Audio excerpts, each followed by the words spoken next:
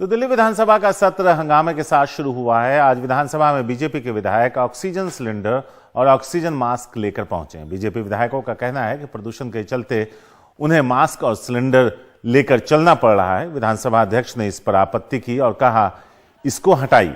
यह सत्र 3 दिन का है। 18 जनवरी तक चलने वाले इस सत्र को जरूरत पड़ने पर बढ़ाया जा सकता है। इस सत्र के दौरान मुख्य तौर पर मेयर चुनाव और सर्विसेज को लेकर चल रही एलजी विनय कुमार सक्सेना और केजरीवाल सरकार के बीच जंग को लेकर हंगामा हो रहा है। इसके अलावा दूसरे कई मुद्दे भी ऐसे हैं जिन पर चर्चा होगी। बीजेपी का आरोप है कि विधानसभा सत्र के दौरान विपक्ष को बोलने का ना तो पूरा समय दिया जाता है और ना ही प्रश्नकाल रखा जाता है।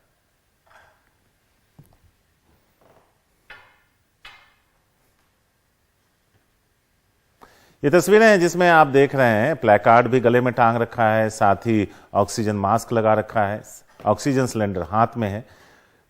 यह ध्यान आकर्षित कराने की कोशिश है कि दिल्ली में प्रदूषण जिस स्तर का है, ऐसे में लोगों के लिए जीना मुहाल है और दिल्ली सरकार को इस दिशा में कदम उठाना चाहिए। शरद है हमारे साथ इस बारे में ज्यादा बात करने के लिए। सीधे शरद के पास चलते हैं। शरद, विरोध का थोड़ा अलग सा अंदाज और लोकतंत्र में इस तरह से विरोध होना भी चाहिए।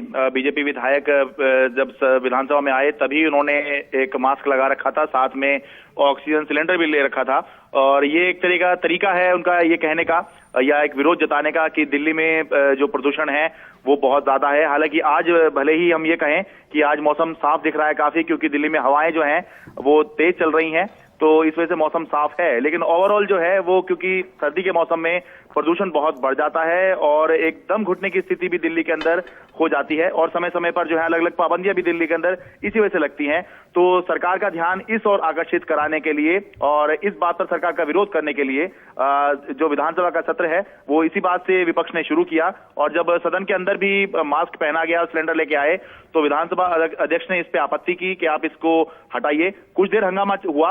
अब उसके बाद जो सदन की कार्रवाई है वो फिर से शुरू हो गई है और जो इस दौरान हादसे हुए पिछले असेंबली और अब की असेंबली में और जो बड़ी हस्तियां जिन्होंने दुनिया छोड़ी उनको जो है श्रद्धांजलि देने के बाद अब विधानसभा की कार्रवाई फिर से शुरू हो गई है। शरद, टकराव किन मुद्दों पर हो सकता है, क्योंकि बीजेपी, एलजी और दिल्ली सरकार हर वक्त आमने सामने ही नजर आते हैं? देखिए, सबसे पहले आज जो टकराव होना तय लग रहा है वो है कि जो दिल्ली सरकार की योजना है जिसमें दिल्ली सरकार के जो सरकारी स्कूल के टीचर्स हैं उनको फिनलैंड ट्रेनिंग के लिए भेजा जाना था, लेकिन वो जो दौरा है वो उपराज्यपाल से उसको मंजूरी प्राप्त नहीं हो पाई है, क्योंकि उपराज्यपाल 2 चीज कह रहे हैं।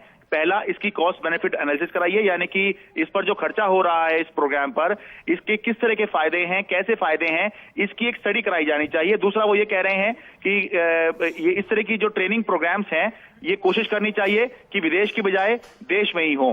तो ये बेशक एक एडवाइस है, लेकिन हम सब जानते हैं क्योंकि सर्विसेज जो है उपराज्यपाल के पास में है, तो ये एडवाइस भी एक तरह का ऑर्डर है। जब तक दिल्ली सरकार इस पर एक कार्रवाई नहीं करेगी तब तक ये योजना अप्रूव नहीं हो सकती। इसलिए दिल्ली सरकार कह रही है कि ये योजना जो है इस पर रोक एलजी ने लगा दी है। तो इसी के ऊपर जो है सदन में हंगामा होना तय माना जा रहा है।